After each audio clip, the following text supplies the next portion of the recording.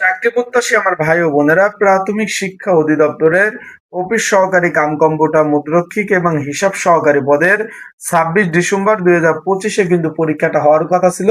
পরীক্ষা স্থগিত হয়ে গেছে। এখন এই নিয়োগটা কিন্তু ভাই 2016 এবং 2025-এর নিয়োগ বিজ্ঞপ্তি ছিল। প্রশ্ন ফাঁসের কারণে পরীক্ষাটা স্থগিত হয়ে গেছে। এখন এটার আপডেট চাচ্ছে না অনেকেই।